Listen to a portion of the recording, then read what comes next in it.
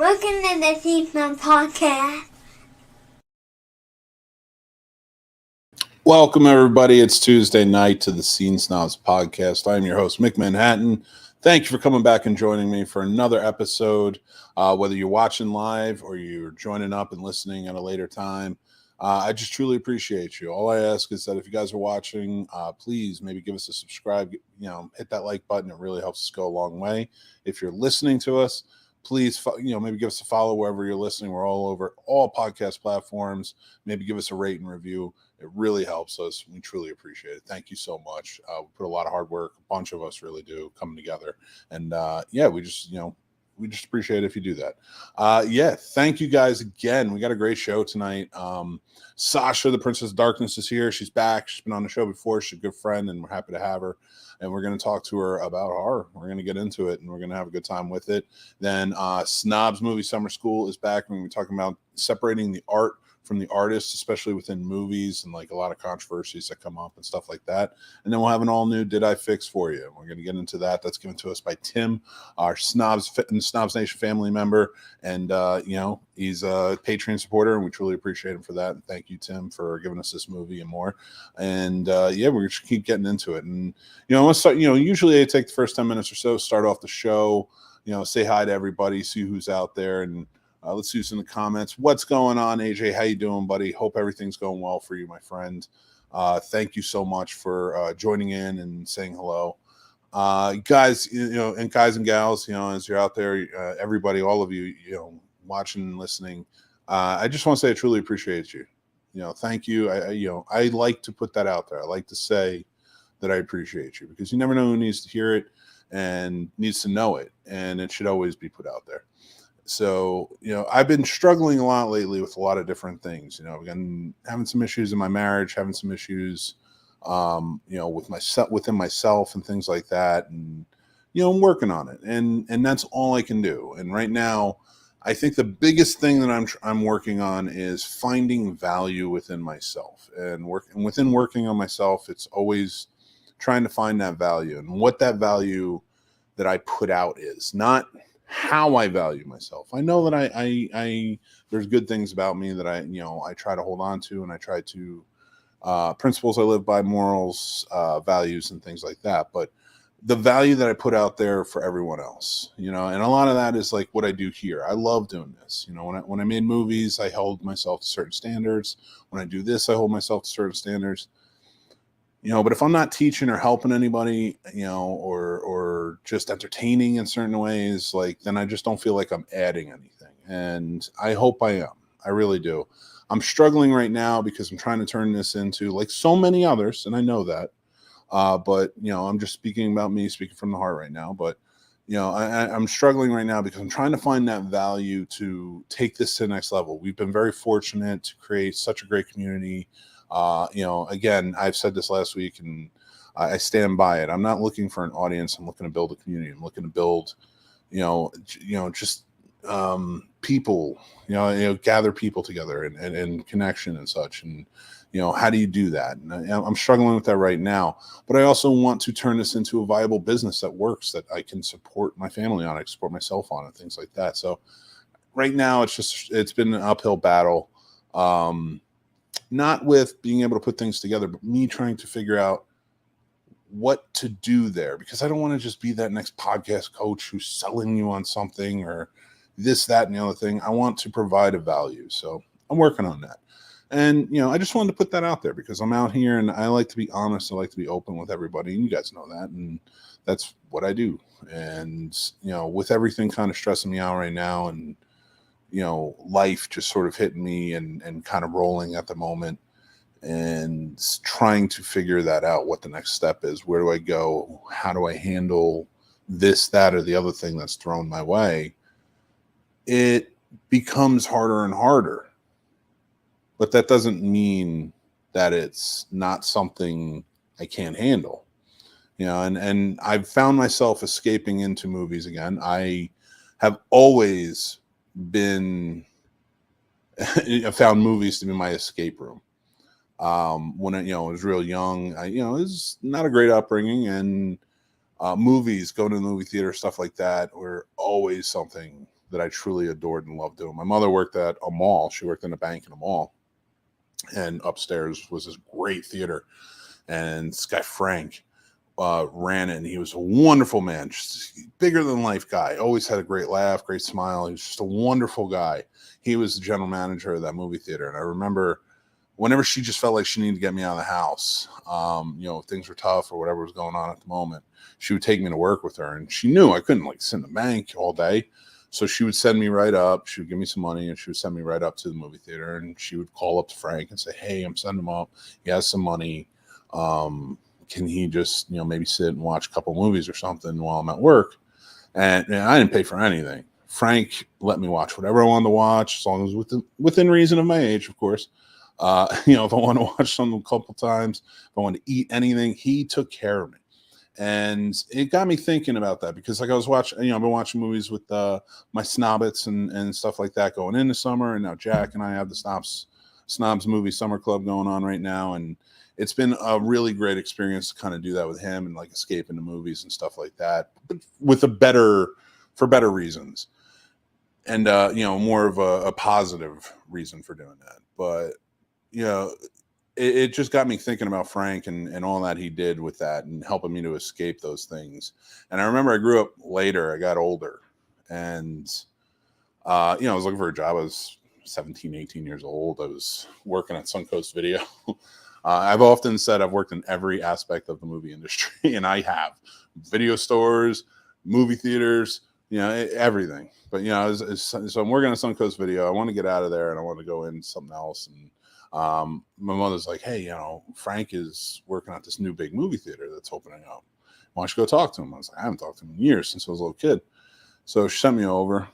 I talked to him. The minute he sees me, super friendly, super nice, hires me as a projectionist. I get trained. And I just remember having some of the best experiences there. Still one of my best friends to this day. Derek, he's been on the show before and stuff. We've had great conversations. It was those moments that like you kind of remember and you laugh on and you think about and you get lost in those movies and those things. And all I remember when I worked and when I was a kid, like all those terrible movies you saw, because you're not going to watch all good movies all the time. I remember, was it 1996 and I was there just like, I think it was 1996. I might be off and Sasha will definitely correct me if I'm wrong. Because she knows all, trust me.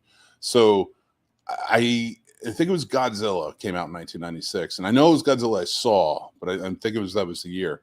And I went and I saw, that was my mother took me to work that time and she was just like, all right, go head up and watch the movie. And I watched that and I have such fond memories of that terrible, terrible movie. I know it's a bad movie, but I still watch it. And it's funny how bad movies at the right time in your life can make you feel just so good. And you can go back and you can revisit them and they can make you feel that good again. And I find myself now kind of doing that more and more. And I did that a few times this week, going back and just like turning on some of the really bad ones that I remember that kind of shine that light back in the day. And, it was always a good feeling. So for me, thinking and talking about bad movies and stuff like that, like that was just a good feeling. And when it comes to it and I'm talking and connecting that to value and thinking about something that's been panned and been treated so terribly, or you go on the internet, you go on Rotten Tomatoes or whatever, and everybody's just treated horribly, and it's just like, but it had so much value to it, and it got me thinking about value again. And I just hope no matter whatever I bring to this table, I am adding some value to it. Whether it's some people think it's bad, but hopefully some of you think it's good. Hopefully I'm helping some of you and bringing something to it. So I just wanted to say that. I wanted to open the show with that and just say thank you for all your well wishes and stuff with like kind of hard times going on right now. I am good. I am fine. I'm taking care of myself. I'm getting in good shape. I'm working on it. And I'm happy to be doing this. So, and I'm going to keep continuing to do this as long as I can, as long as I can afford to do it, and as long as I can keep going. So thank you so much for supporting me. Thank you so much for being a part of it. And let's get kicking. I have a great guest tonight. Sasha, the Princess of Darkness, is here. I cannot wait to bring her on. We're going to talk some horror movies. I see all of you here. Thank you, Radar, James, Chris, AJ. Thank you for saying that. I really appreciate you too, buddy. I appreciate you. Sturdy's here. I still get pleasure out of the movies from my childhood that I loved as a kid, but are horrible now. Don't we all? And thank you, Snobs Nation. I appreciate you. So without further ado, let's bring on Sasha. Sasha, what's going on? How are you today? Well, I'm going to start with 98, not 96. Was it 98? Yes. I was fresh out of high school. I was working 3 jobs at the Chambersburg Mall. I worked at Payless Shoes. The Chambersburg Mall alone dates me. Payless Shoes, Aladdin's Castle Arcade, and I was morning janitor for Carmike Cinemas that was there at the time. Nice. And so I knew I had all the 411 on the movies while I was attending some college classes up in Shippensburg. So I don't know how I managed 3 jobs, but I knew you would. That I knew it. Well, 98. That's all I got to say. Just 98. But I'm doing well. I tried on my costume today for Blobfest, and I'm rather impressed. It's still top secret. I'm not. But it made me happy. I do want to talk about Blobfest a little bit because it's coming up soon. It's coming up in what, 2 weeks, 3 weeks? 3 weeks. Yeah, and and they have a big, like, I don't want to call it cosplay, but it is sort of a cosplay thing every year. Last year, did you win it? No, but I was kind of glad, because he did it by age group. And this older couple had came out and they did the original, I want to say 58. Now somebody's going to correct me, The Fly. But they did the original The Fly movie, and it was a couple's costume. And so, of course, the guy was dressed up as the Fly, but he had the cloth over his head, hiding what he was. And they did the whole reveal scene with his wife. And I was just like, oh, that's so cute. So obviously they won. They had, I want to say, a preteen girl that dressed up like Carrie, and the fake blood was exquisite. Nice. And then, of course, the age range that I would fall into, my one buddy who loves horror movies dressed up as Michael Myers from Halloween 3. And he had the TV set as the whole costume, and he's wearing the Michael Myers costume inside the TV set. And I'm like, you can't win against that. That's stacked. Yeah. That's pretty rad. And, they do, I've seen the pictures and they do it up really well. And, I'm not going to, like I said, I'm not going to ask you, but I am excited to see when you get your costume, when you have it on. So you're excited for it? Let's talk a little bit about your show. Let's talk a little bit about what you do and tell everybody who you are. Sasha, let's get into it a bit. So okay. What is your show first? My show. Okay. Well, I've got the standard, much maligned video review show, which is just Sasha, the Princess of Darkness, where I'm your Z-level horror hostess, and we discuss movies in general, ones that always kind of catch my eye or that I find oddball. I've got a new episode lined up just for the Blob, which is going to be on the 58 Blob. Then I'll do the 88 one later on. Then I'll do the much maligned sequel that came out. I want to say it was 78, 76. It's terrible. It was directed by the guy who played JR. What can I say? From Dallas. The Blob was remade in 70s? It had a sequel. It was a pseudo-comedic sequel, and the timing is horrible. It's known as Son of the Blob and Beware the Blob. I looked to my right because it's sitting on my desk. Wow, I've never even knew that. Yeah, you're not missing much. It's bad. It's real bad. And I don't know if I'm just missing the comedic timing, but I'm trying to figure out where the comedy comes into play. And I'm like, I guess they really pushed this movie because JR made it from, who shot JR. Huh? Yeah, Larry Hagman. I guess. Yeah. So him being in it, that's. No, he's not in it. He made it. He made the movie? Yes, he's not in it. He directed and made it. Jesus. That's odd. It's just an odd fact to know. Strange. Hey, I got off of, he was like, what, I Dream of Jeannie. And it's like, hi, I got off the show and now I'm going to make Beware of the Blob. That's my number one. Yeah, So and they it's advertised it like they did a rerun of it like later on in the 70s to kind of key off of his Dallas fame to say, Mhm. here's the movie that JR shot.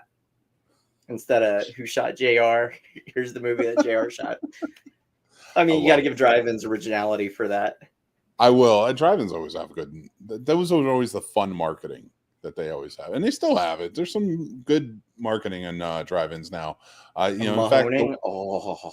oh, Mahoney, yeah, they really do it. And that's up by you, right? That's maybe what about an hour or No, two? that's further up. It's about an hour, hour and a half. It's just outside of Phoenixville.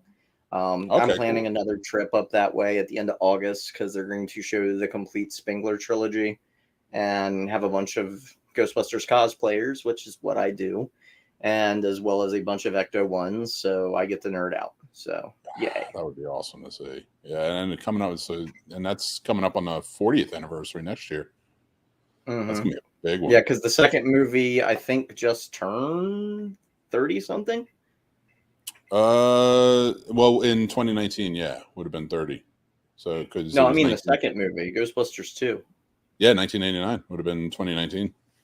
So the first one came out in 84, so next year would be 40. Yeah. Oh, that's So killing me. That is killing my soul a little bit. Just my and just age. remember, there's no such thing as old movies. If you've not seen it, is it really old? I like your point. I will take it. So now let's talk about horror movies a little bit, and we're talking about old ones, and I want to talk about new ones. You I have a are quibble with how you try to decide what is old and new. You have like this cutoff point of anything that's 99 and older is old, and then anything after 99 is new. And I'm like, it depends on your point of view. Being a monster child born 30, 40 years too late, I enjoyed a lot of early mornings when I should have been up watching Sesame Street. I was watching old Godzilla flicks and Elvira late at night with my mom. So to me, to call a movie from, let's say, 97 old, it just doesn't feel right. You know what I mean? It's like, yeah. seriously? It is. It's weird, and I get it. Trust me, I am right there with you. And when I was writing it, I was like, I needed a cutoff point, and 99 2000 seemed right because I looked at it from the point of view of like, all right, any kid born in 2000 right now Mm-hmm. is only 23. They're Yeah. young, so like they're the ones really hitting the theaters, going to see the movies at the rightful age. Like we know the teenagers are definitely getting out there, but not all of them are supposed to be. So these are the ones that are like, this is, I think your 20s are really where you should base the movies that, that generation, like this is your generation's movies. Right. And so for me, it's like, okay, then let's call these new and let's call everything before that old. And the reason I say that is because there's a lot of years from 99 before of old. And I had to give I had to give There's a new lot. enough. I had to like pepper this side of the new a little bit more. I couldn't just give him like 2010 and up. Like that's 13 years, which is not enough. So I gave him an extra 10. I threw it at him. But a lot of people have reached out to me or like send me messages when I made that video and such, asking about old versus new, and they are not pleased with it's all old. Nobody's saying new, and I'm not sticking up for new, but I'm saying when we're looking at it, we've evolved in such a way, and horror has just come and is changed drastically in so many different ways and opened up in so many different ways to new things.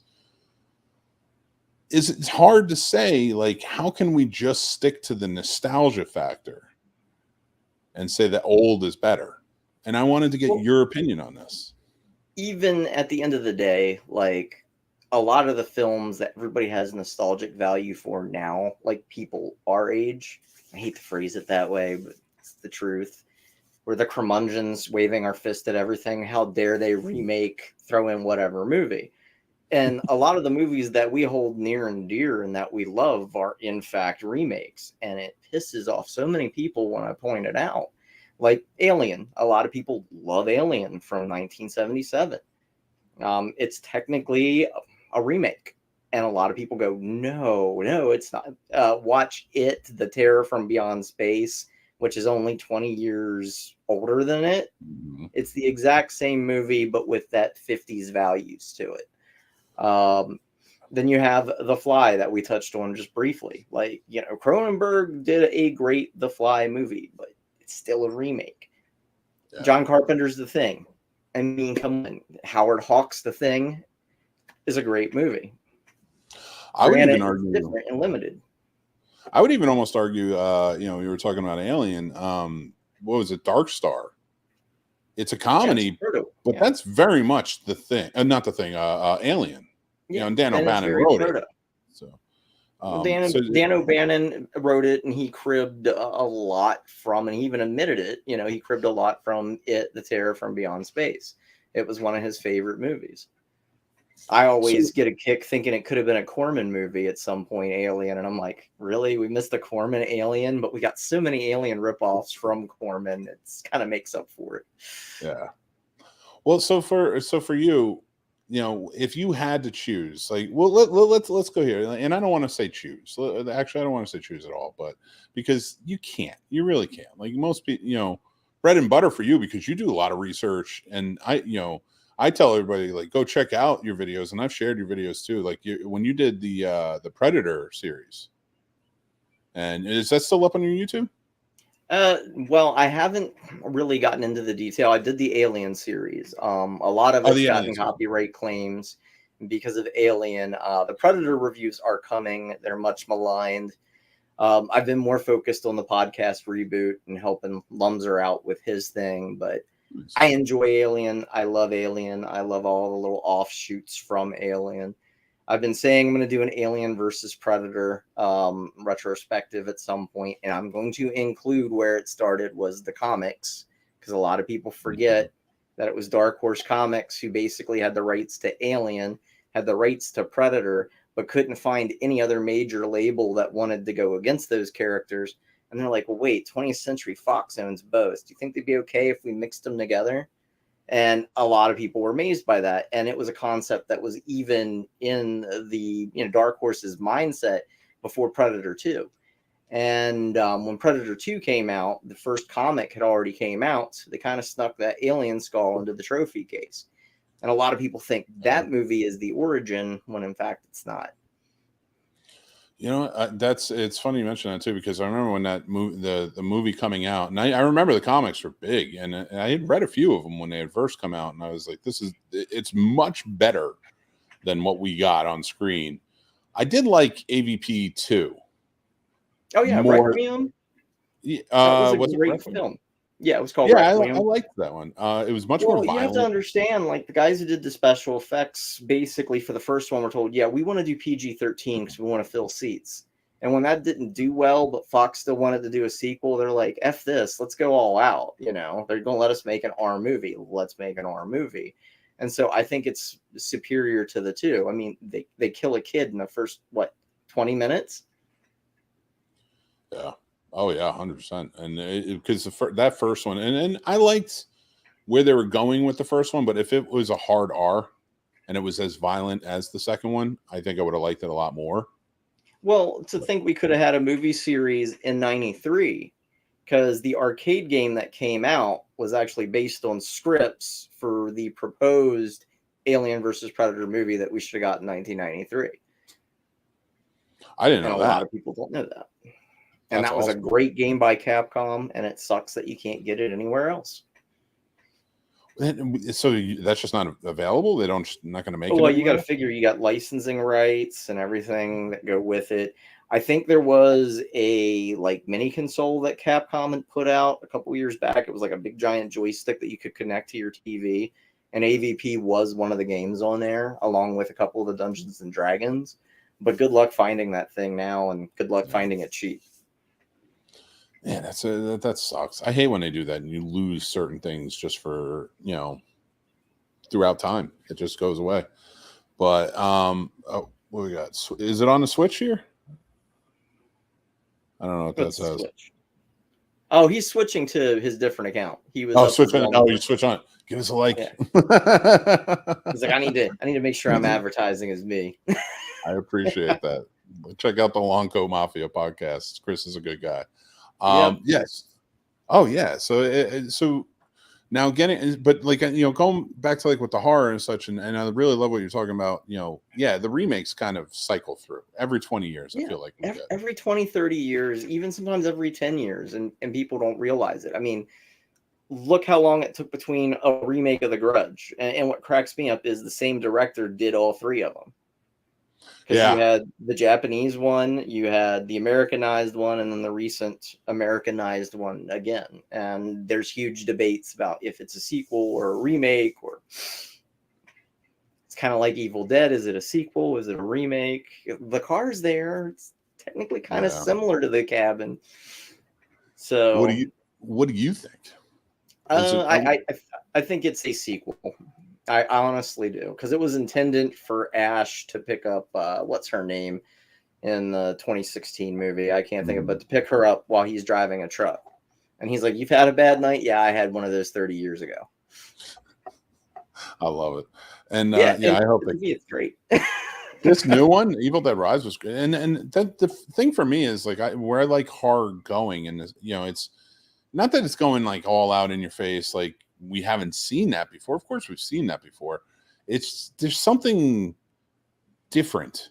Like we're going to a different place with it that I'm really just enjoying. And storytelling now that even 10 years ago, even 10, 15 years ago, just wasn't happening in horror. We're seeing something else that's just, it's becoming a lot more fun for me. Like Evil Dead Rises is a lot more fun than Evil Dead from, what was it, you say 2013, or something like that was? 2013 was the remake. And then, of course, we had the one from 2023, which was excellent. And I loved every minute of it. And yes, Ash is in that too, if you didn't catch it. Yeah, it's his voice on the recording, right? Yeah, he's the one who says it's called the Book of the Dead for a reason. Yeah. I really feel like they're taking it to a fun place. Now, I love horror, but there was so much oversaturation, especially, and I know I'm going to catch a lot of crap from this, but in the 80s, everyone wants to swear by the 80s being the greatest decade of horror, and I'm not saying it's not. Shit. There's a ton of shit from the 80s. To be frank, not all of it's bad, and you got to know how to wade through it. There is some crap that people champion, and I'm like, really? And then there's stuff that people now are debating, like, again, love Alien. Now people are debating that if Aliens is a good movie or not, and I'm like, hold up, we didn't have this debate not even 10 years ago, and now you guys want to question if it's an okay movie or not. I'm like, I get that everybody's got a hard one for Ridley Scott, but I'm sorry, Prometheus and Covenant sucked, and I hope he has very little involvement with Romulus. I'm sorry if my Camp Nightmare family hates me for saying that, but nah, Ridley Scott's making Gladiator 2. That's all I have to say about it. I know. Come on, man. Like, it's at this point, like, Ridley, just start producing. Give that stuff away, because I liked Blade Runner 2049. It was not, I love director's cut. It's not bad. It's not bad, but how many cuts of the original Blade Runner do we have now? Yeah. Should we be saying that, though? And I think that's what comes down to, especially when we say so many of these movies, it's not bad. Like, that doesn't make a good movie. We shouldn't be saying that. To me, when we have the debate of it's not bad, well, which version? And it should never be that debate. To me, I know people who like to collect director's cuts, extended editions. Me, I want the original theatrical run. There are some films I will die wanting the original theatrical run. Like right now, I can't get a copy of the original theatrical run of The Warriors on Blu-ray. Everything's got that crappy late 90s, early 2000s. Let's add comic panels to this now, update that they did to it. And it's like, I just want the original theatrical cut. I want to see what happened. I want to see the original way it was received. It's like every time you buy a copy of Jaws now, you're not getting the original sound, because Jaws came out in mono. And when they remastered it to stereo as well as to like PHX or any of the other sound systems that you can think of, there was a loss of certain sound effects. Like the scenes where the shark's attacking the boat while they're all getting drunk and having a good time and it's ramming into the boat, there's sound effects that are absolutely lost because of that. Yeah. And few people realize that. It kills me too, especially I love that you brought up the Warriors, because I love that ending scene when they're walking on the beach and then the city plays is one of my favorite scenes, and used to music. Like that is probably my favorite use of music in a movie. It's just something so powerful about that scene and them walking away. And when those, fucking cartoon comic book panels show up and ruin those credits, and then the grittiness of that film and what it was, stop improving it. Stop improving. I'm using, for anybody listening, I've got my air quotes up, but stop improving this shit. Like it's so overdone. And it's not just George Lucas who's doing it. Lay off the man. Like now Disney's doing it. All I gotta say is McClunky. Says it all right there. Anytime something's remastered, I'm just going to use that as my verb. Oh, it's been me clunkied. Well, I mean, I'm not against director's cuts in certain scenarios. Like I would prefer, I prefer the Kingdom of Heaven director's cut. It's better movie than the theatrical, and that's few and far between. I do like the Blade Runner director's cut better than the theatrical. I like the director's cut of Clive Barker's Nightbreed because that was the film we were intended to get. Yeah. When it comes to situations like that, I'm definitely all for, the director stepping in and being like, I wanted to show you something else. But you're right. When they start changing things like this to resell, physical media and stuff like that, I want the White Album all over again.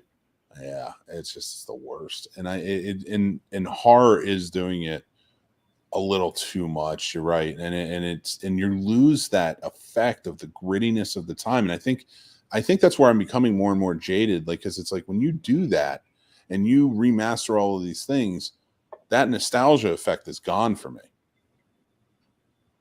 Right. And it's interesting because like Dadpool and Chris brought up, about indie horror. And the thing of it is at the end of the day, horror runs in cycles. Indie horror is always going to rejuvenate it because I'm gonna be frank, it's cheap and easy to make horror movies. I'm working on one over the summer with my kid, and at the end of the day, they're cheap, they're easy, you can put them out, people are gonna buy. So as an indie filmmaker, it's easy to do. But with indie filmmakers, you're gonna get the love and the true vision behind it. But when the studios are at play, remakes mean I have existing customers. Franchises also mean that. And so you're going to have that cycle. When indie does well, big old studio will buy it, and then they're going to pump out sequels until we're sick of them. Or there's going to be so many clones. Like, look at the zombie cycle that I want to say happens every 15 to 20 years. We get a glut of zombie movies. It dies off. Somebody indie does something original with it later on, and it's either remade or a big studio buys the property. And then it's beaten into our skulls to death by all the major studios because that's what's hot right now. Mm-hmm. And you just got to know how to siphon it out. And yet it seems like indie's where it's at, but during all the clones and wannabes and big budget things, sometimes you get somebody who has an original vision pumping out stuff. Best way I can describe it is when Leviathan came out. Yes, I'm that old. But when Leviathan came out, there was a lot of underwater movies because nobody knew what the plot was for Leviathan, but there was a lot of underwater horror movies that were made, like Leviathan itself, great film of The Abyss. I meant to say The Abyss. I was around when The Abyss came out. See, I don't even think of The Abyss anymore. That's how much I dislike James Cameron. I mean, I love him when he was younger and he did early stuff, but it seems like after T2, everything just kind of Yeah. But Titanic really ruined him. But Leviathan and Deep Star 6, I remember those extremely more than I do The Abyss. Yeah. The Abyss is pretty and fun to look at, but Leviathan, I have mutant fishmen And we all know how much I love mutant fishmen, considering I love humanoids from the deep. And then on top of that, you have Deep Star 6 that has a giant weird ass crab running around. I mean, come on. Yeah. We're like 2 steps removed from a kaiju film. Let's go. You know? And that's something we miss. We miss that genre now. They tried it with the Pacific Rim, but we don't get enough kaiju anymore. Now, of course, Japan's still making them, and it works. Crabs. I don't know if you've seen Crabs yet. It's an indie film. You need to watch it if you love kaiju, you love Sentai, you love really weird off the wall horror that has a ton of comedy mixed in. Crabs is great. The easiest way to get it is through Vudu. But if you're trying to buy a physical copy, good luck, because American stateside physical copies were only released through like one of those like box services. And so now to get a physical copy, they're like $50, $60, $70. Yeah. And Was there like, so for you, let's talk indie for a little bit. Let's talk classic indie horror versus the new indie horror. I see a big nostalgic effect in new indie, just trying to kind of replicate what we see. And not that I'm against it or anything, what we saw in the 80s. How do you feel about that? How do you feel about like movies kind of revisiting that era so much, especially in the indie world? It's interesting depending on how they present it. If that is the whole basis of your plot, it sucks. But if you have a film set in the 80s, or even a show or anything that's set in the 80s, but it's not key or central to the plot, and it's not full of member berries like every 5 seconds. I'm sorry, I'm looking at you, Stranger Things. Your Ultra Magnus was wrong. That Ultra Magnus would not have existed in that colors at that time, because Ultra Magnus was of the movie era, not of pre-86. But I digress. Yes, I love my big chunky boys. Come on. I mean, seriously, that's my desk stuff. You'll be proud. I just showed Jack 86 Transformers. What do you think of it? He loved it. We went and saw Rise of the Beasts, and he liked it. He had a really good time with it. And we were talking about Unicron. It was good. Yeah. Now you know that it completely throws out anything that Michael Bay did. Bumblebee is the only true movie. Oh, nice. And Rise of the Beast is actually a sequel. Granted, I figured, because they kind of talked about it. Yeah. And it has nothing to do with the Bay verse. And I'm like, okay, yes. I'm cool with it. And we're going to get 2 more in the Unicron trilogy, and I think they're going to try and continue from that if they do well. Well, I just like the fact that they mentioned Primus, and if we can finally get Cybertron turning into Primus, by all means, please, because it's been hinted at forever. It would definitely be an interesting tangent, as me and Chris say on our show. It would be really nice to not. It was really nice to not see Megatron for once, like just for once, like just because it's been a lot for a while now, and it's been done wrong in the past. When it comes to Megatron, you got to show him as a sympathetic character to begin with. Mm-hmm. Give me a Megatron standalone movie where he is shown as a miner, a slave, and then as a revolutionary, and you might have a different perspective on Megatron. Yeah. Actually, AJ brings up a good point. We do need a good live action Soundwave. Oh. I'm all for that. We kind of already did. You got to pay attention to Bumblebee. He was in there. I have to go back and rewatch. I haven't seen it in a while, so I'm definitely down for it. But yeah, I liked it a lot, and we were talking about Unicron, and he was asking about it, and I was like, well, let's go home, and I will show you a little thing that you'll appreciate. And we watched the movie. He loved it. He was like, oh yeah, this is great, and like, he was all into it, and he was sad that, of course, Optimus died. But it is what it is. I was like, he comes back down the line. Series brought him back more than once. If you follow any of the cartoon series or comics books, he dies more often than some religious figures. That's true. Come on. He is Cybertron's Jesus. It's okay. Yeah, more or less. But Robocoppers are true robotic savior. Oh, how do you feel about that? A RoboCop TV show? I've heard rumors of that. I'm curious about the new game that dropped or is dropping soon.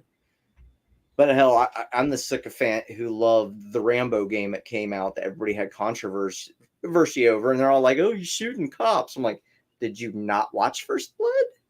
You know? Yeah. I listen. I tell you, I'm all for it though. I love RoboCop, so like I'm all for a reboot. I want to see what they're going to do with it.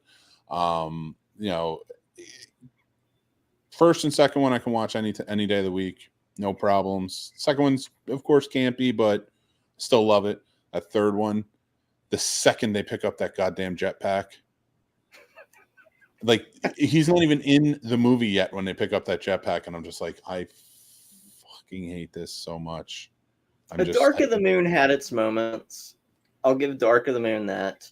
The last, what was it called? The Last Night. The Last Night had its moments, but outside of that, the rest of it you just chuck.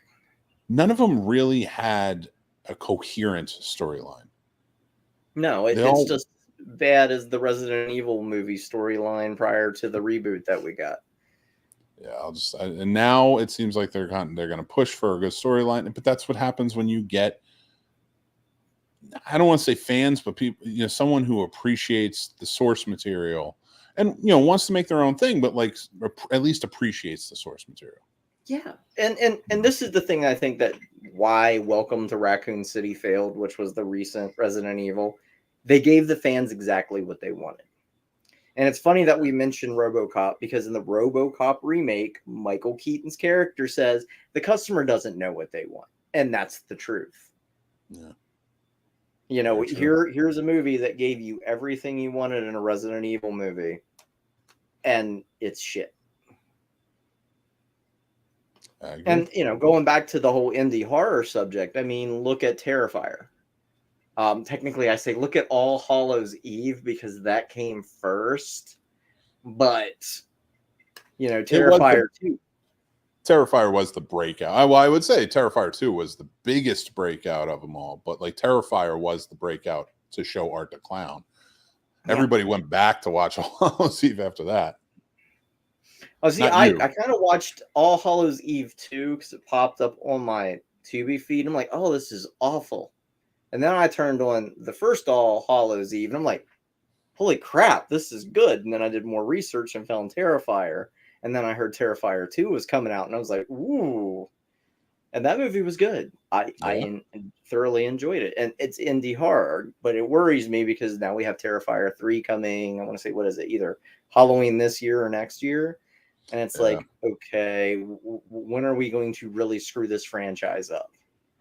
Now it's backed, and once it's backed, I think once it's backed, then it's going to get tamed. I think 3 will be fine, but if it's as big as it has been, as soon as the studio touches it, it's done. I hate to say it. As soon as the studio buys the rights, and even international rights, it's screwed. And I hate to be frank. Yeah. Then next thing you know, it's going to be edited with comic book panels. Oh, it's going to be McClunky. Hashtag McClunky.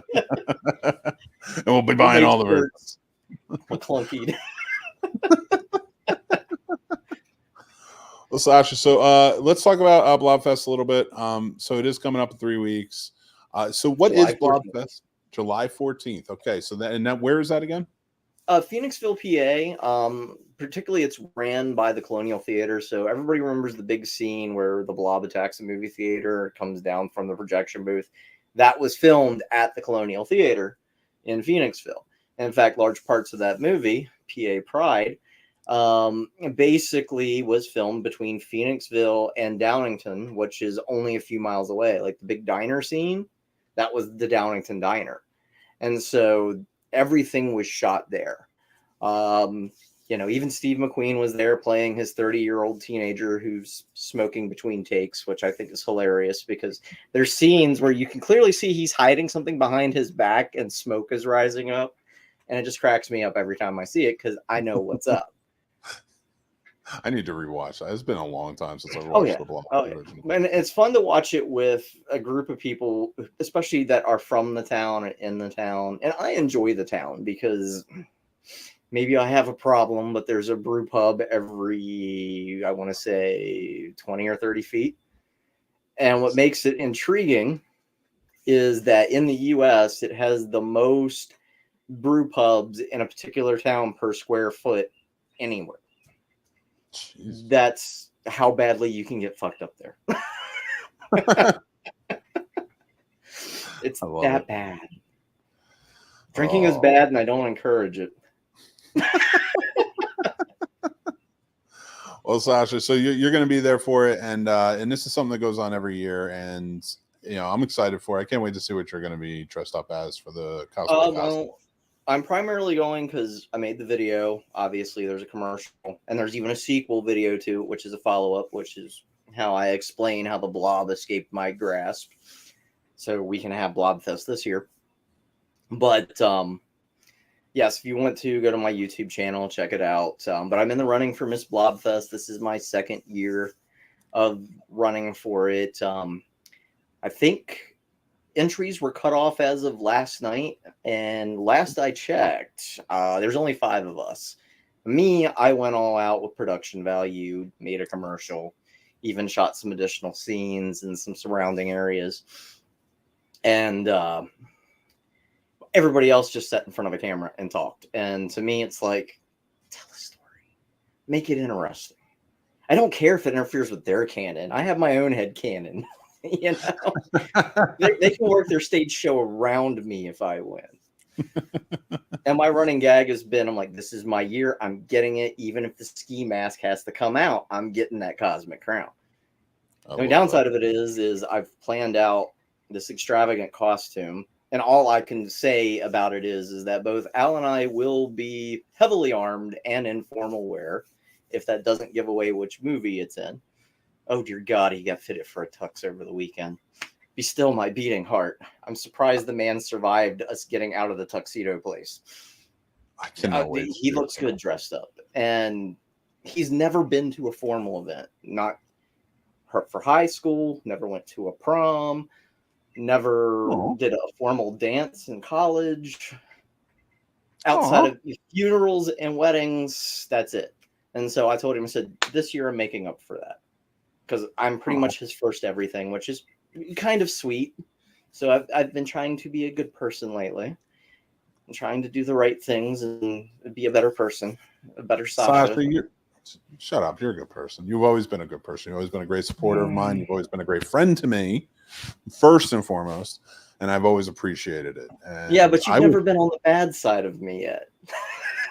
I've seen the bad side, though, and I don't want to be ever on the bad side. And it's always with reason. Oh, no. I agree. Anyways, so it was funny because we had kind of like a date night. We went down to Hagerstown because I love to show him different things. He shows me stuff he enjoys.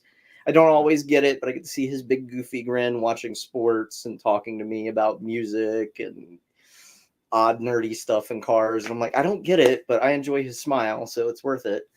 And so I took him around Hagerstown, took him to all my favorite restaurants and stuff down there, and we got a nice room. And I said, so tonight's special. And I said, I know while we've been out, because it was prom season, I'm like, I know you've seen all these guys in formal wear and everything else. I'm fixing it this year. And so I gave the first ever blob posal. And I said, will you be my date to the blob ball? And gave him a card and everything else. I was going to make a bigger production of it, but he's a little shy. So I didn't want to scare him too much. And, obviously he said yes. We've been dating off and on for 10 years and been more serious about it now, which is awesome. But obviously he said yes. And so I'm like, we're making this a formal event. I don't care what everybody else is wearing. It's about you and me. I don't care if I win the crown or not. We're our own Mr. and Mrs. Blobfest for the evening. All right. No matter what happens. So happy to hear that. I'm so happy for you. That is fantastic. But I'm just excited to do something for him because he's never put on a tux. Like any wedding he's gone to, it was just a suit. I'm like, oh, it's so lame. And he looks so good in it. I mean, it's scary good, despite the dorky grin, because when I went to go take the photograph, the dorky grin appeared. I'm like, you son of a bitch. I saw the pictures. He looks good in it. Yeah, and that was just the tester suit. Like, we went through every detail we could for the suit based on screenshots, as close as we could get. Hint, it's an 80s movie. Oh, so you are classic. Should I say that Tom Atkins is in it, or will that give it away? I know exactly what movie you're talking about, and I can't wait. I cannot wait. Thrill me on this one. I cannot wait. Spoilers. I'm so happy for you, and I cannot wait to see what happens with Blobfest. Good luck to But you. for me, it's like win, lose, or draw. I still win. And I've already told him, I said, you do know that we're going to be actively filming. We're still going to have fun and do our thing, but we're still going to be actively filming. He's like, why? I'm like, because if I have to film a Blobfest 3 video, I'm getting my footage while I'm there. No extra trips. It's still work. It's still work. We can have work and fun. It's possible. He's like, well, you know, if you win, you got to get up early to go to the parade. I'm like, I can go to the parade hungover, right? Makeup will hide that. You gotta get was it like you get that little curl of the hand and like get it up there nice and high? There you go. That's the extinguisher parade. I get to operate a fire extinguisher. I'll be entertained. Think Sarah Michelle Gellar, a la was it? I know what you did last summer. This summer. There you go. I want to say they lied to us. We're not getting a requel to that. It's all a bunch of BS. I didn't even know we were supposed to. I remember they did a TV show. There was rumor going around, and Freddie Prinze Jr., I guess, was on a talk show recently and said, yeah, not happening because nobody's talked to me or Sarah about it. Jesus. I wouldn't want it. Just leave it. But you know how it is. It gets teased, and then suddenly we get it. That's just it. Like, I'm tired of the revisits and stuff like that. Like, Scream, whatever, fine, keep it going. Because I get it. You put anyone under the mask, and everybody seems to be really into it. It's making a ton of money. And once it stops, then they'll knock it off for 5 or 6 years until they make another one. But 6 was good. I enjoyed it. That very strong cold that cold opening where we've got 2 different types of reveal. We got a killer who took off his mask right at the beginning, even though they got killed. Spoilers, but it's still nice, and especially with that whole line with that scene ending, fuck the movies. And I'm like, yes. Yeah, I mean, listen, I like 6. I like 5 more than 6, but I did like 6. Going into New York City, and at least we finally had a horror movie going to New York City, saying it's going into New York City in this franchise, and it's actually there for longer than 3 minutes. But I want to say thank you. Canada. We'll show you some scenes of New York. God, that always drove me nuts. But I was like, that's not New York. Okay, you know which scenes are New York, and you know which ones aren't. Clearly. I want to say thank you for stopping on and jumping on and talking to me and hanging out with me. I want to get you back on the show soon and talk about it. Well, I'm hanging out because I heard you about fixing this bordello of blood, and it don't need fixed. Oh, I have a fix for it, but I have a fix for it. Like, I like bordello of blood. I love bordello of blood. It's pure cheese.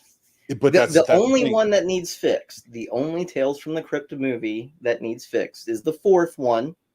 And I know everybody's going to get mad and go, wait, there's a 4th one? I'm like, yeah, you got to include the 1972 classic Tales from the Crypt.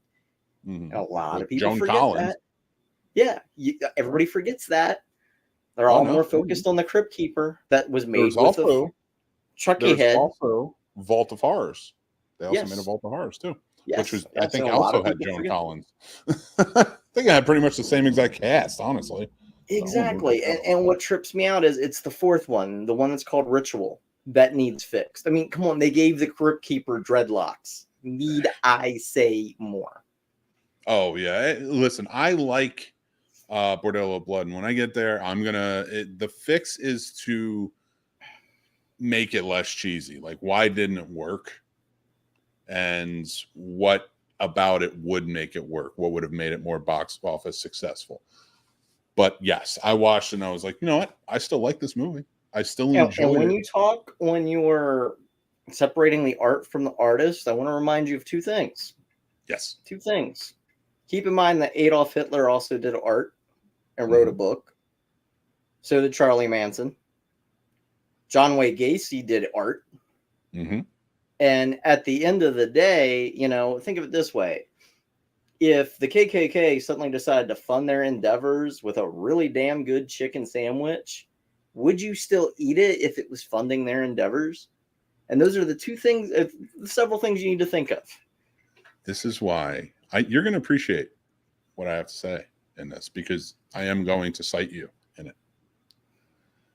because you said something to me the last time you were on the show, and I'm going to talk about it, but I want people to go back and listen to that episode. So, yeah, you're gonna get cited on this. I've already thought about this. But the sad part of it is now my brain went, wow, KKKFC. Oh my God.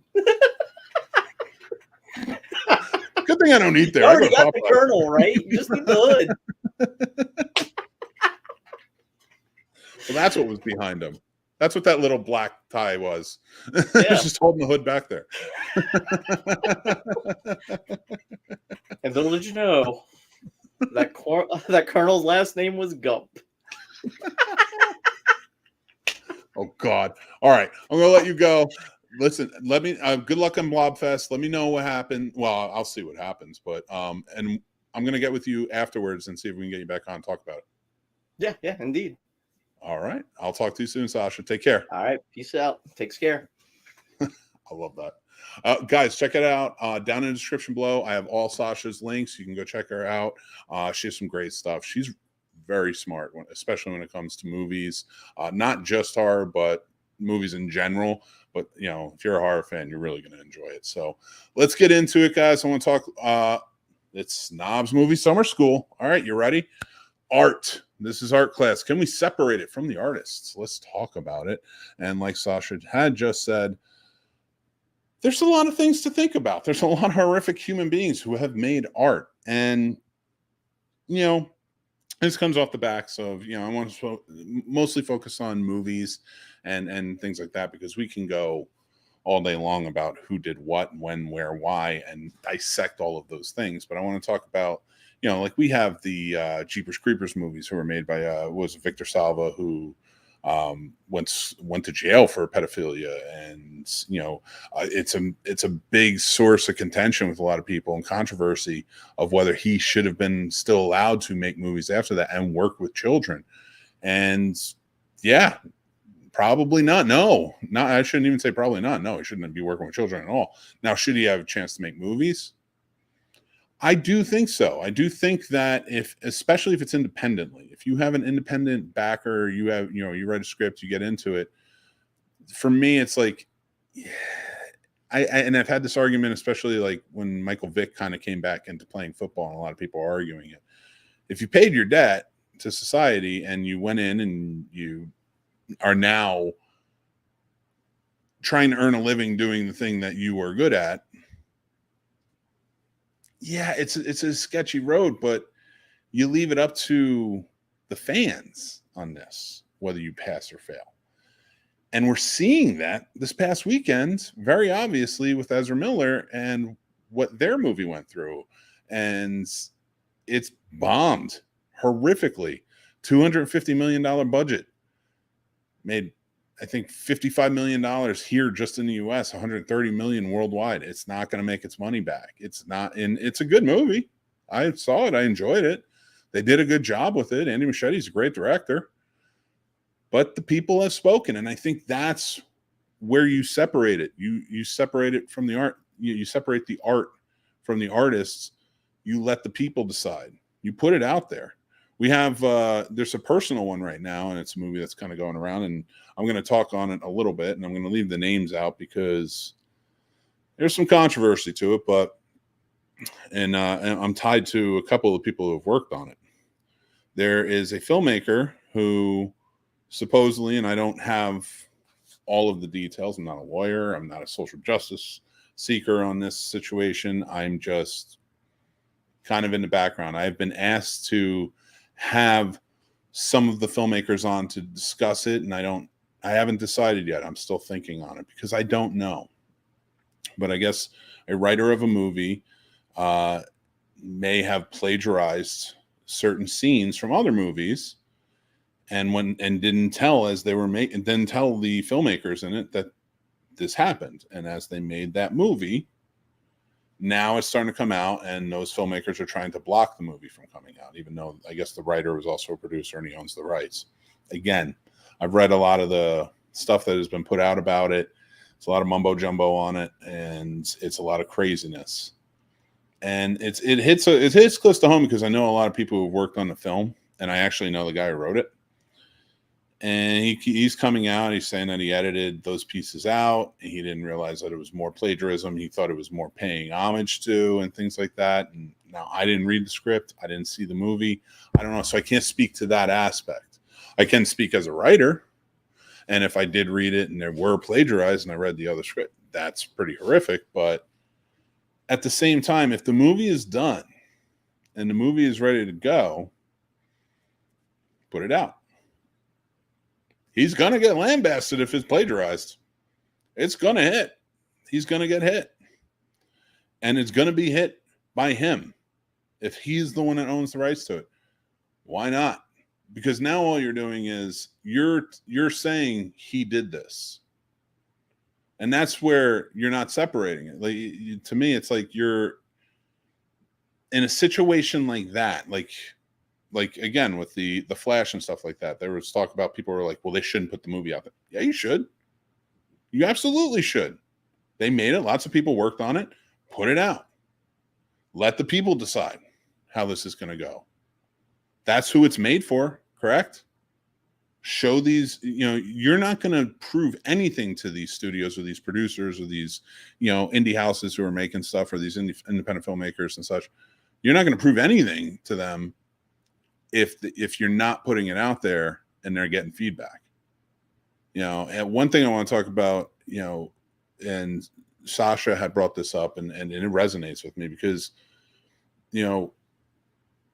when it comes down to certain people and their art and how to separate that from, so J.K. Rowling and her speaking out against the trans community and her feelings and thoughts on it. And, I had asked Sasha, my son is a big Harry Potter fan, in our last interview when we talked a couple of years ago, how do I reconcile that? How do I don't want to go out and support this, but how do, I can't just tell you. At the time he was like 8 or 9, how do I say to him, like, you can't get anything Harry Potter? And she said it perfectly. She goes, well, go to the secondhand stuff, go buy the books at a used bookstore where J.K. Rowling's seeing none of that money, or go to, secondhand shops where they have Harry Potter toys or stuff, stuff like that. And that resonated with me in a big way, because it's like, yeah, well, now you're supporting small business. And on top of that, now you're taking that support away from it, but you're not taking the art away. The Harry Potter story and the movies, they're based on her books, which are usually the bigger thing. And that's the one I like to talk about. And that's what my kids like to watch and stuff like that. And now buying the DVDs, I don't pirate off of streaming or anything like that. So we just get the DVDs, but where do we get them? We ain't getting them from a place where, a source where, she's getting the money.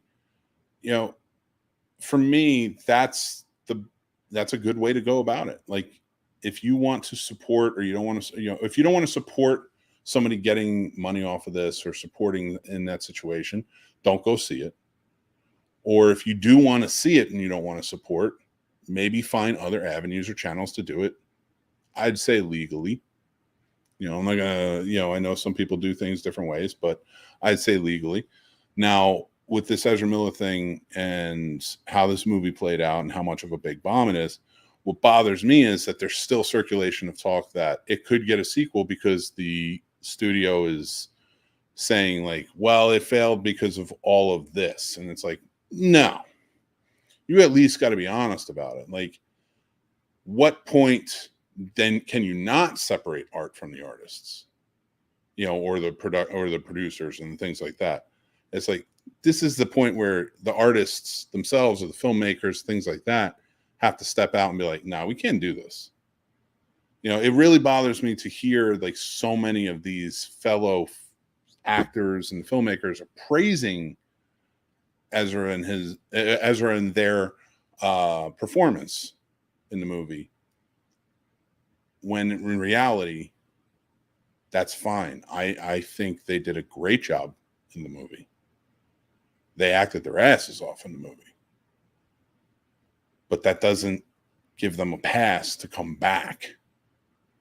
There's got to be consequences. And I think that's the separation we need from the art versus the artist. When the art is out there, I feel like we should be able to enjoy it, as long as it's not supporting the artists who created these controversies or pulled off these horrific crimes. And that's something I learned from Sasha, and it's something I try to hold true to and not support in that sense. In this case, I did go see the movie because when it comes to movies, there's a lot more support going on. And I didn't mind supporting this because it doesn't go to Ezra. They got paid. They did their job. They got paid. This does support the production studio. I didn't like how they handled this whole situation. It's a PR nightmare.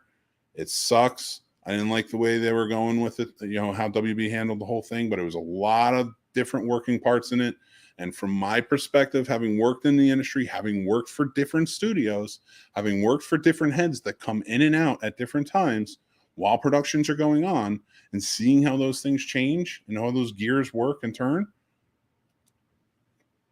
it's something that I can kind of relent on. My problem will be if they continue on. If Ezra continues on and they get a pass, that's when it's like, hold your horses, I'm not supporting you anymore. And that goes for the production company, any of the actors who are supporting this. Then it's a problem. You want your payday over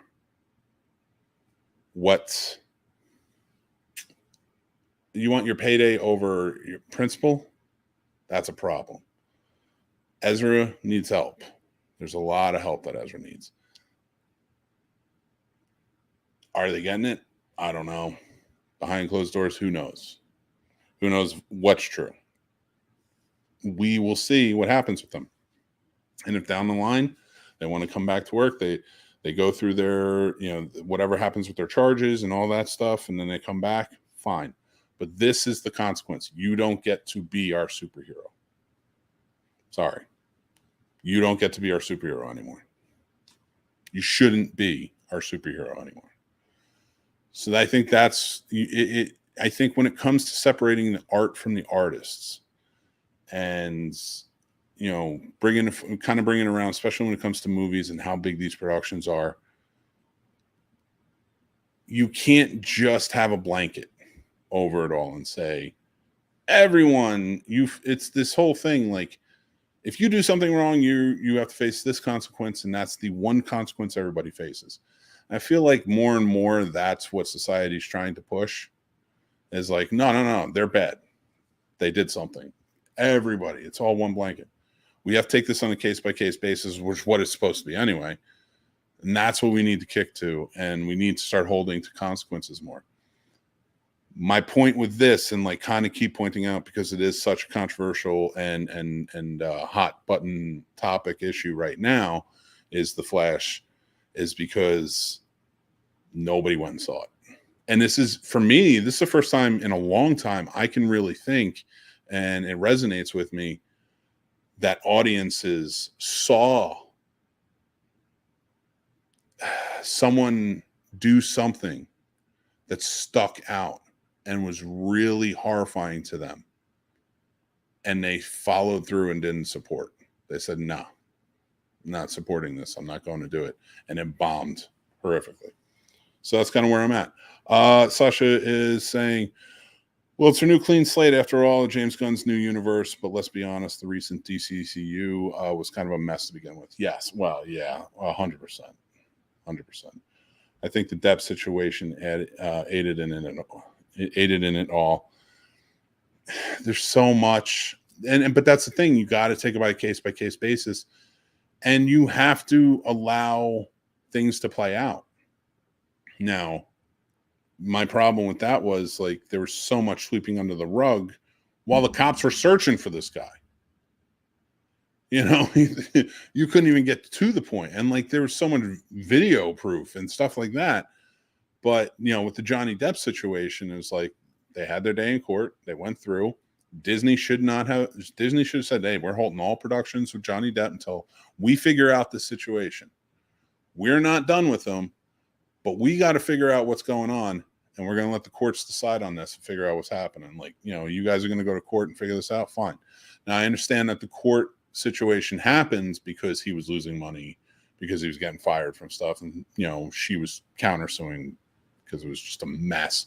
But they should have never done that.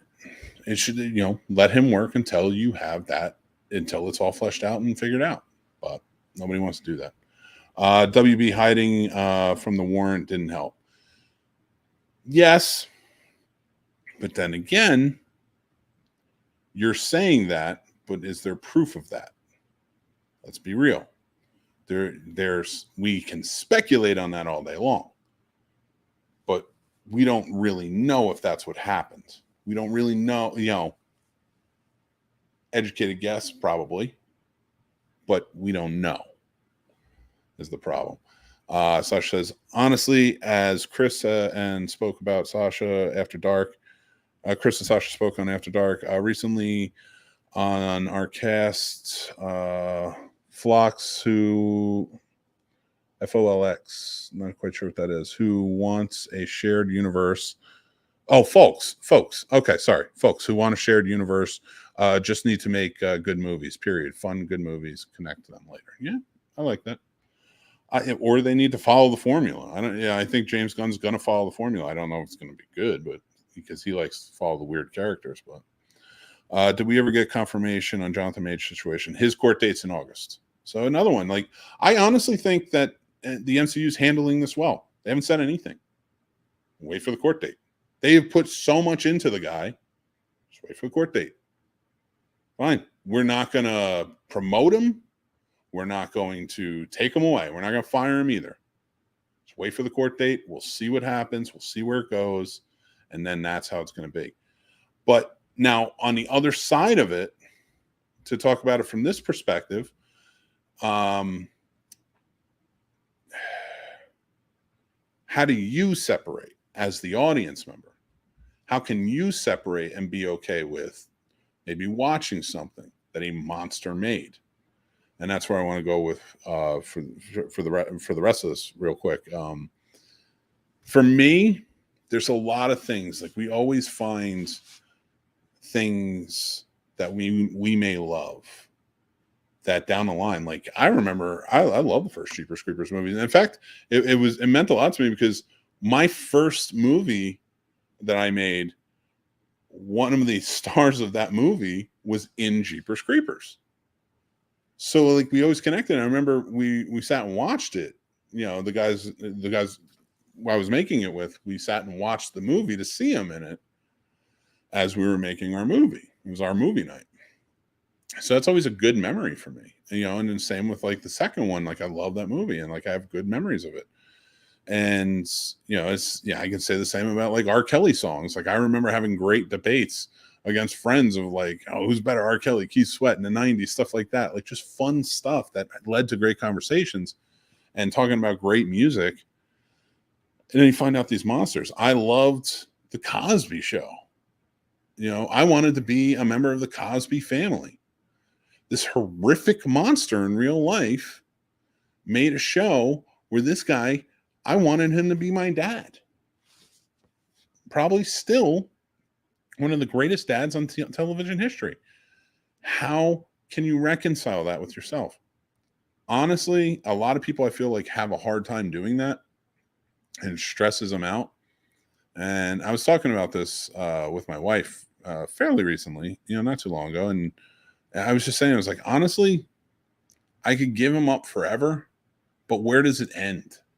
At what point in humanity does somebody do something so wrong where I'm like, I just gotta like, like, I can write them off, no problem. I got no problem writing a person, that does something like that off and just be like, nah, I'm done with that. Forget that. But am I supposed to never watch a movie that really made me feel something, or listen to a piece of music that made me feel something, or, anything like that again? I think that it's if it becomes personal to you, if like if an act of violence or crime or something that this person did affects you in a way, like maybe it was something that you suffered as well or something like that, and you're just like, I can't reconcile that, and I can't watch or listen to anything they were ever been in or watched or done or made. I'm with you. I get it. Cool. But I really think it's got to be based on the person. And I think we need to start accepting that. You know, if you hear somebody listening to a certain song by Michael Jackson, maybe don't point your finger at him and start screaming at him and be like, you know what he did? Like, yeah, I think we all know what he did at this point, but like, just leave it alone. You know, like, let people be. You know, like, that, them listening to that does not mean they're doing that. You know, like, we need to start going after the people for their transgressions, not the, and not saying that there isn't certain things that we can't talk to people about, educate them on, find out about. I'm willing to listen, you know, and I'm not, when I hear those things and be like, okay, I'm not going to support it though. I'm not going to put money in those people's pockets. But if something, if there's a movie on that I really enjoyed and it was made by a monster, I'm not really watching it to support the monster.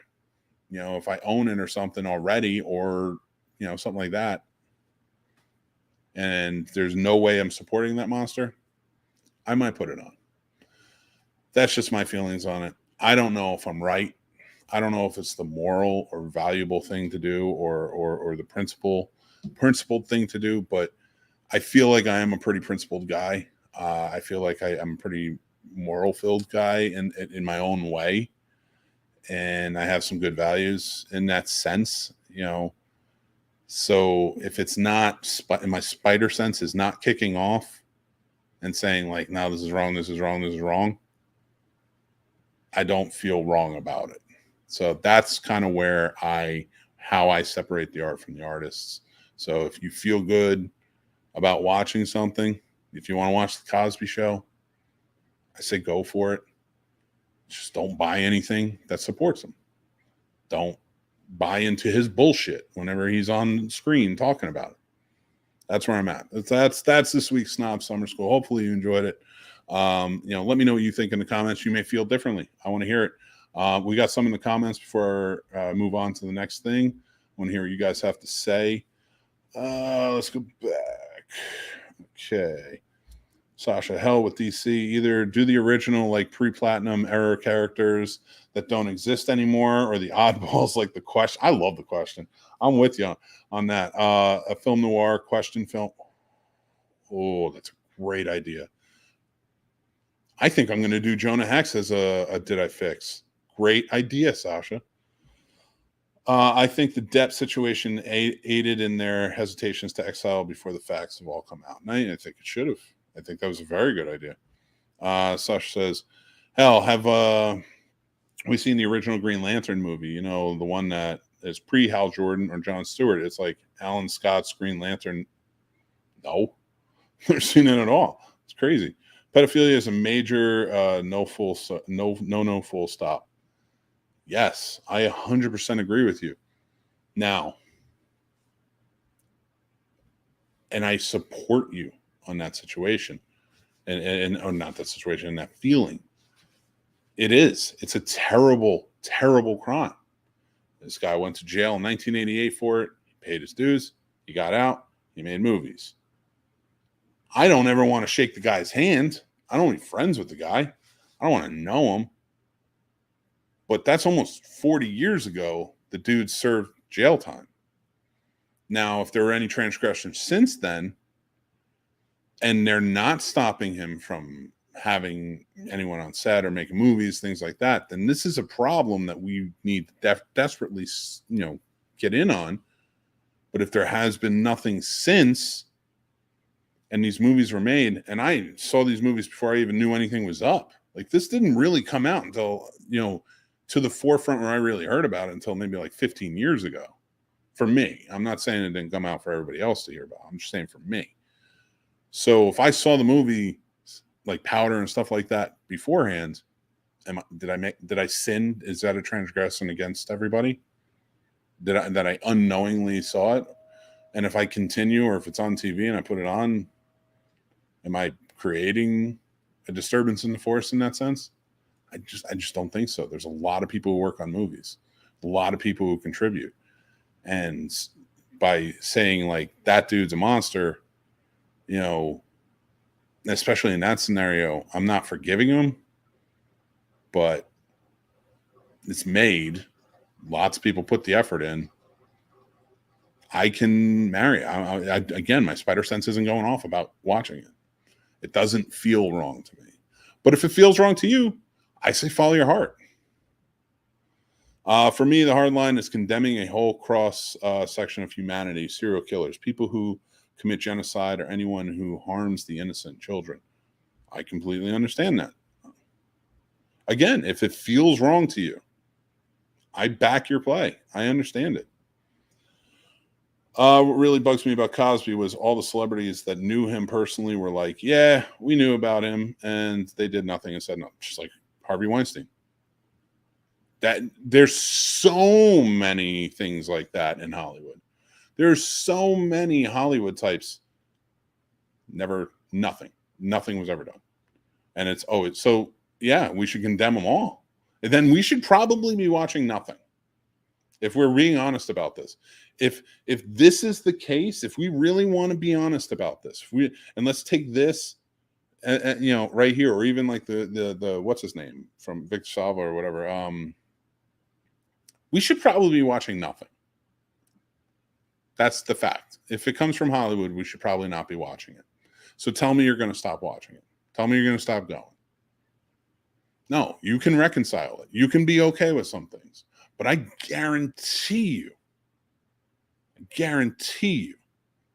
there are things you're watching, even right now, even today, and there are things that you love to watch, where those actors or those filmmakers did or knew some horrific stuff that were going on. I worked in that industry, in that city. I saw it. There's a reason I don't work in there anymore. It's disgusting. It really is. There's a lot of my friends who worked in that industry and left that city. There's a reason. It's a tough city. It's hard. There's a big reason why a lot of people leave it when they try to go and make it and live the dream. So you can't work in it without seeing things. And it's hard to reconcile, and you leave it. I don't work in the industry anymore. I work for myself. To me, the art is null and void if they do those things. Then again, I'm telling you, like, this is where I'm saying, like, I'm not trying to put anybody on blast or things. I've worked on things where I've had to walk off of it. I've worked on things where I was the producer and I had to scream my head off and fire people and then walk off of it because I couldn't be a part of it. Wow, I have a moral code. Alan is, what's the opposite of corrupting? He's doing that to me. I don't know what that is. Wait, did I misread that? It happened before the fact. If it comes with a disclosure of the education moment afterwards, perfectly acceptable. Well, the news is out there. I think everybody can, exactly. Ignorance is bliss. Everybody has ignorance. Everybody has, like I said, like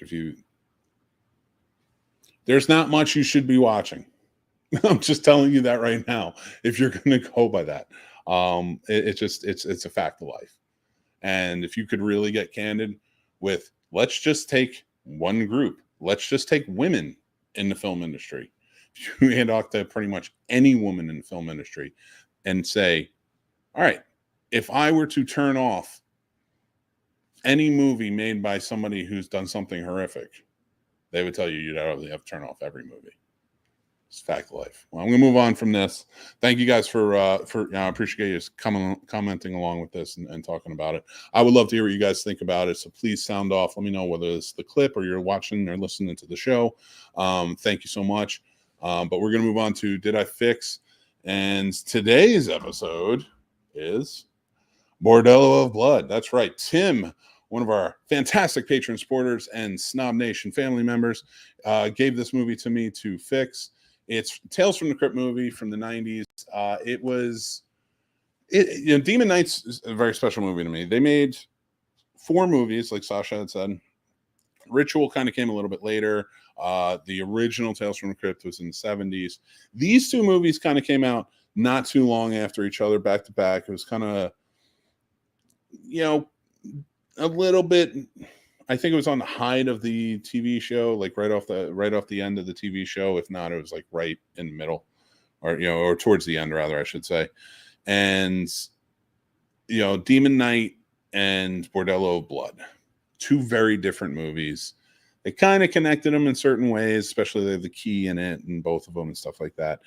Now, Bordello of Blood is a movie. It's a vampire movie where it is a bonkers, crazy, campy, cheesy sex romp of a movie. Demon Knight is a little more straightforward horror. That's why I think I resonate towards it more. This movie was very much about the TNA and comedy. Dennis Miller, of course, being the star. He plays Rafe in the movie. He is a private investigator.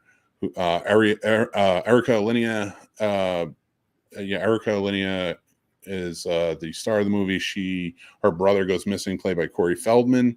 He goes to this bordello that is inhabited by vampires. He gets turned, and so on and so forth. She goes to the police. They can't do anything about it. They got stack of paperwork going. So she hires this private investigator. Of course, it's Dennis Miller. His name may be Rafe in the movie. It's just Dennis Miller. I swear to God, the guy didn't even have a script. He was told, you are going to be fighting vampires, but you're just Dennis Miller. That's all this movie is. I really enjoy this movie. It is not Demon Knight. Demon Knight is a good movie, in my opinion. Bordello of Blood is just a fun, crazy. If you're a fan of Dennis Miller in the 90s, you're going to have fun with it. If you're a fan of naked women everywhere, you're definitely going to have fun with it because they're everywhere. And if you're a fan of Tales from the Crypt, you're going to kind of have fun with it because it sort of is like a Tales from the Crypt episode. Not really. And that's where my problem with this movie is Demon Knight I can see fitting within the Tales from the Crypt fold. Tales from the Crypt was a smart show, and it told smart stories. And yeah, they had their TNA, they had their craziness, but it was never over the top. Sometimes cheesy, but they always took the horror seriously. They had the comedy, but the comedy was there just to add that element. But overall, I really, enjoyed what the tone was. It was sort of like this horror version of a Twilight Zone,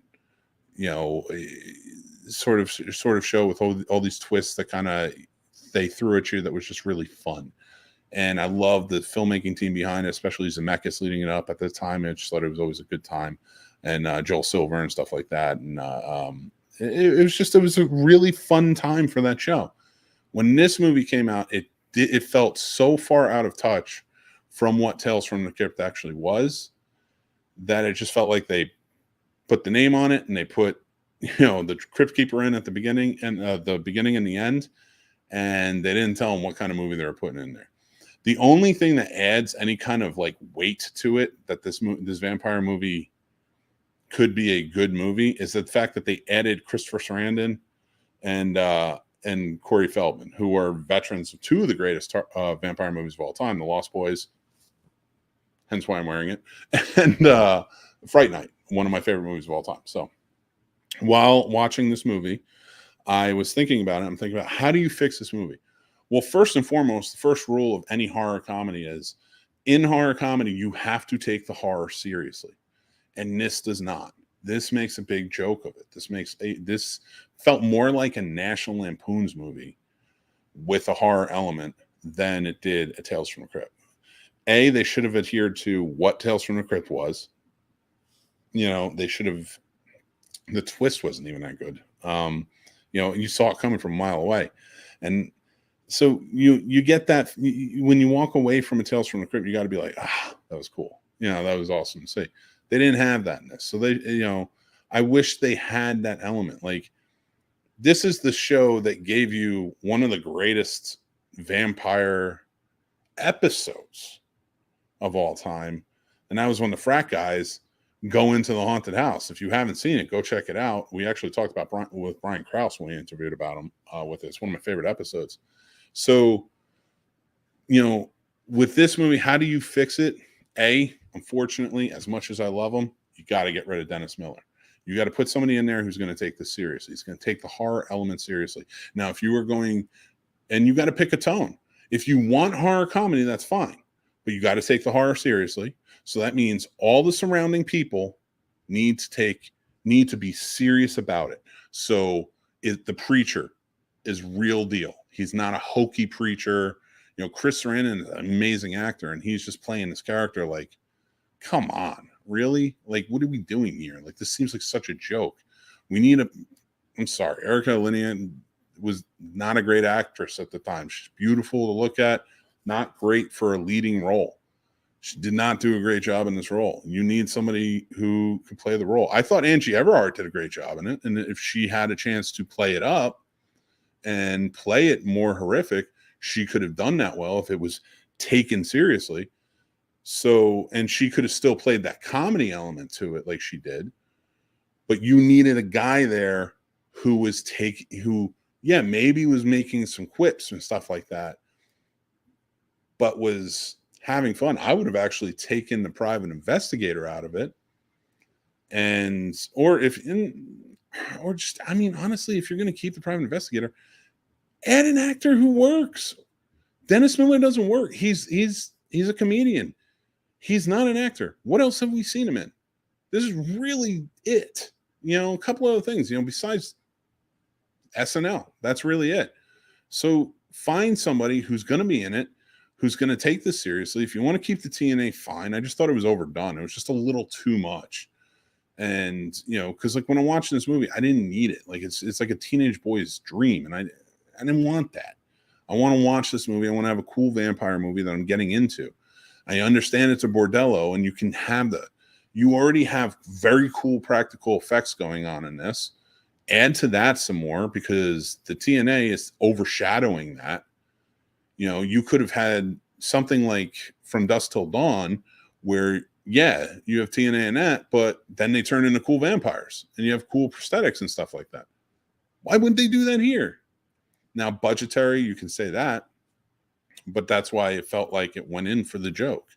Now, if you want to do it in a budget, fine. You keep them with the fangs. You can do that element to it, and you can just keep the prosthetics and things like that to the kills, but take it seriously. Have some fun with this. Like, take the horror seriously is what I'm saying. I hope you guys realize where I'm coming from this, but just take the horror aspect of it seriously. If they had done that, you could have kept pretty much every element to this and have all of the outside characters in there. So he can still be funny, but it can't be Dennis Miller just being sarcastic, making up lines funny. It's got to be somebody who comes in there as acting and is like, I'm in this situation, and maybe comedy is my way of coping with this situation. Funny. Abbott and Costello meet Frankenstein, sort of funny, or meet the Wolfman, sort of funny situation. That's how you have to handle this. This is the way you get into it. Tucker and Dale versus Evil. It's so outrageous. It's hilarious at certain points, but you feel the danger. I never felt like that was a danger for this. I never felt like he was any real danger. Like, he's going to be fine. He was sarcastically talking his way out through it.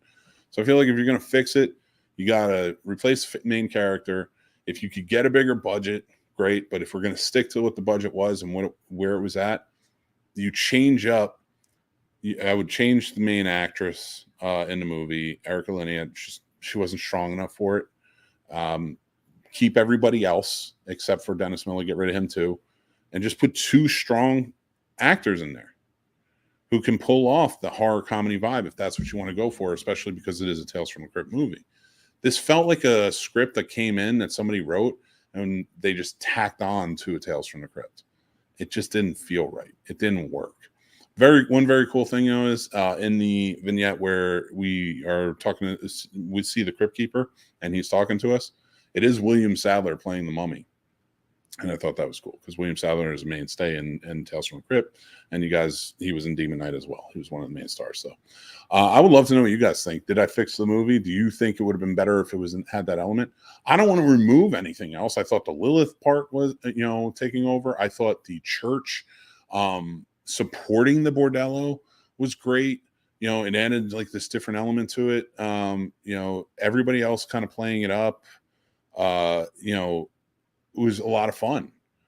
But yeah, it's just when you had not such a strong actress playing against this guy who just seems like he's making a joke of the whole time, it just didn't seem right to me. But it is what it is. Sasha says Demon Knight was more straightforward, a horror and not comedy. Okay, watch the Billy Zane scene again. Billy Zane scene again. The reuse of the key, I think, needed taken out. Yeah, I do too, because the key was so important in Demon Knight. And they just kind of treated it like it was nothing. But that's what I felt like this whole movie did when you had Dennis Miller there in the whole thing. It just didn't work. I think if you just replace those two main characters with two stronger actors who could step in and take the role seriously, and again, still play it for laughs. You want to still have a comedy? Fine. But if you had played this for horror, it could have been so much better. I think it would have gone down as one of the best vampire movies of all time if you had played this really well. Just something different. And we would be talking about that movie right up there with Lost Boys or Fright Night. I really, truly believe that. But I would love to know what you guys think. Sound off in the comments. Let me know. If you're watching this in the clip or you're watching this or listening to this on the Scene Snobs podcast, I really, truly appreciate it. Chris says, that is exactly what I thought. Miller got rid of the seriousness. Remind me of more Transylvania 6500 vibe. Yeah. And that's, to me, that's the problem. Like if you make it too silly, it's just never going to work. But guys, I want to thank you so much for watching and listening to the Scene Snobs podcast. We do this every week, 7 p.m. live. And if you can check it out live, join in the comments. We'd love to have you be a part of it. If you can't, we would love for you to listen to it. Again, rate, review us. Like, subscribe to the YouTube channel. Truly appreciate it. We have lots of great videos and stuff on there. We have lots more to come, so I can't wait for you to check out and see what's going on. If you guys are interested, we are affiliated with Entertainment Earth. They have lots of great stuff. If you collect, please go check them out. They have some very cool stuff. This Batman that they have right there is very cool. Go check them out. If you use our link down below, you're going to get a discount. You can use that discount. Plus, there's other discounts available as well, especially if you spend over $59 or more. You get free shipping. Appreciate you. We also have discounts for Noom, Skillshare, things like that. You can message me, and I'm happy to give you the links for that. I have lost 75 pounds now since last year, since I've been on Noom. I don't know if you guys can tell, but I have been sharing it on social media and stuff like that. I know I'm still a big guy, but I'm still working on it. But 75 pounds is not too bad. Noom has been working out pretty well for me. It's been helping with my meals, my meal prep. It's been helping me like deal with like what I'm going to eat, what's good to eat, and things like that. So I want to thank you guys again so much for watching. I really appreciate you. You are all fantastic. Thank you all. It's been a kind of tough couple of weeks. You guys have really supported me. You've been there for me. And if you guys are interested, please go check out our Patreon. Go check out our Discord. Go check out our snobsmerch.com. We have lots of great merch there, and we have lots more merch coming out soon. And let us know what you think. Until next time, I'm Mick Manhattan. I love you all. Thank you, Snob Nation, and I will talk to you guys very, very soon. Take care.